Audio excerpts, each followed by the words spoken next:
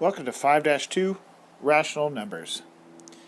Alright, we're going to discuss two objectives: write rational numbers as fractions, and then identify and classify rational numbers. Well, let's begin by talking about what is a rational number. A rational number can be written as a fraction. So what you see here is decimals converted into fractions. 0.75, 3/4, a negative 0.3 repeating is negative 1/3, and so on. Even 28, a whole number, can be written as a fraction, and we know that we can change a mixed number into an improper fraction. So that's the basics of rational numbers. Let's review changing a mixed number into a fraction. So we have 5 2/3. What we're going to do is take the denominator and multiply it by our whole number here, and then we're going to add our numerator. That is going to give us our new numerator. So 3 times 5 is 15 plus 2 equals 17. So there's our new numerator, but the denominator does not change. So 5 2/3 can be written as a fraction, 17/3. Alright, -3. -3 is an integer, a negative integer, and can it be written as a fraction? Sure. First off, we'll make the fraction bar and put it over 1. Because it's a whole number, any number divided by 1 is itself, so this is still a -3.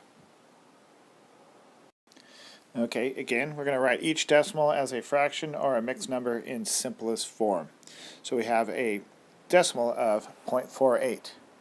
All right, how do we write this as a fraction? First off, we're going to get rid of our decimal. We're just going to write it as a whole number, 48. We're going to place that in the numerator, so that's the top half of the fraction. And then we're going to use the number place. We have tenths, hundredths. So we're going to use our denominator, hundredths, or 100. Another way to think of this is how many decimal places is this? And it's 2. So we have 2 zeros is another one to think of it. Alright, now we have a fraction, 48/100. Now we just need to put it in simplest form. So we have to think of a GCF, the greatest common factor to 48 and 100, and that's 4. That means we're going to divide the top and the bottom by 4. And our new fraction, our simplest form fraction, is 12/25. Alright. Alright, what we have here is we have a number, 6.375. We need to write this decimal as a fraction or a mixed number in simplest form. Well, what you really need to notice is that the 6 is a whole number, and that's something special about that. We can go ahead and just write 6. That's our whole number. What we're going to really concentrate on is our decimal number here, 0.375. We want to change that decimal into a fraction. Let's do what we did in the previous slide. First off, let's make a fraction. Let's get rid of our decimal in this number here, so we'll just write it as a whole number, 375. Notice that we have tenths, hundredths, thousandths, so we want to use 1,000 as our denominator, or once again, how many decimal places is it? 3. 3 zeros, and there we go. Alright, we could be done. We just want to know, is it in simplest form? Alright, once again, we're not going to worry about the 6. We notice that 375 and 1,000 has a GCF of 125. That means I'm going to divide both of them by 125. Then when I do that, I get 3/8. So we follow the directions. We change our number into a mixed number, and then we check to see if our fraction was in simplest form, and it wasn't. We found the GCF, and the answer is 6 3/8. Alright, let's see what this slide says. Write 0.8 repeating as a fraction in simplest form. Here's something we haven't seen before. We have a decimal, but this decimal is different because it's repeating. How are we going to deal with this? Calculator doesn't do this. We have to do it by hand.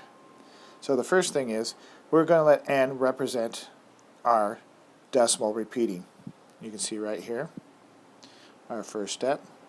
So n is equal to 0.88, and we're going to use the 3 dots for repeating because we don't have room to write all the 8s. Now our next step, where you see the red 10, is that we're multiplying both sides of our equation by 10 so we can get a whole number. So 10 times n is 10n, and 10 times 0.88 repeating gets us a 8 in the ones digit. This is going to help us out. So let's carry this new number, and we do it right here. So 10n is equal to 8.888 repeating, and notice we have 3 8s because it doesn't matter if we move the decimal over, it's repeating forever. Now let's go back to our original statement. N is equal to 0.888 repeating. We're going to subtract these two. Okay, so we're taking our first equation, n is equal to 0.88 repeating, and our new equation, when we multiplied both sides by 10, we're going to subtract 2. So 10n minus 1n is 9n. And then when we subtract the other side of the equation, you can see that our repeating 8s will disappear. And now you see why we moved that 8 over to make a whole number. So now we have 9n is equal to 8. Let's get n all by itself. And once again, the answer is not 9n equals equal to 8. We have to have n all by itself. We're going to take the inverse of multiplication, which is division. We're going to divide by 9 because we want to isolate the n. And our final answer is 8 over 9 represents the repeating decimal, 0.8. We've been dealing with rational numbers. So let's talk about the opposite of rational numbers. Identify and classify rational numbers. All rational numbers can be written as terminating or repeating decimals, and we just did that in the previous slides. Decimals that are neither terminating nor repeating, such as the numbers below, are called irrational. So, here's a new little term to know, irrational. How to spot an irrational number? Well, the first thing it is that we notice that the decimals do not repeat, and we also know that they go on forever or they don't terminate. This number, or the famous number for irrational, is pi. There are other numbers that are out there, and you can see here we have 4, and then we look at the decimal, and it kind of looks like it's repeating, but it's not. Repeating means it's the same group of numbers each time, and this is not happening. So these two are examples of irrational numbers. Why do we speak of irrational numbers? Well, because it gets us a better idea of what is rational. Alright, so we start with rational numbers again. Rational numbers are anything that can be written as a fraction. We know that we can take repeating decimals and make them into fractions. Terminating, we can make them into fractions. We can also take improper fractions, or mixed numbers. And we also can take repeating. There's a different form of repeating. So those are all rational. What else are rational? Are integers. Integers are rational numbers because they can be written as fractions. And if you remember, integers are positive and negative whole numbers. And then we have another group of numbers inside this one, is whole numbers. Whole numbers, of course, are counting numbers plus 0. And then, of course, our natural numbers are everything that we can count on our hands except for 0. What we need to do is be able to take numbers and identify them or classify them. And you can see to the right we still have our little chart to help us out. And we notice problem A. Let's identify what this one is.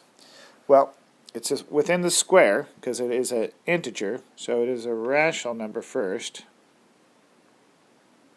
What makes it rational again? It can be written as a fraction. it terminates. It doesn't not repeat, as they would say if it was a decimal.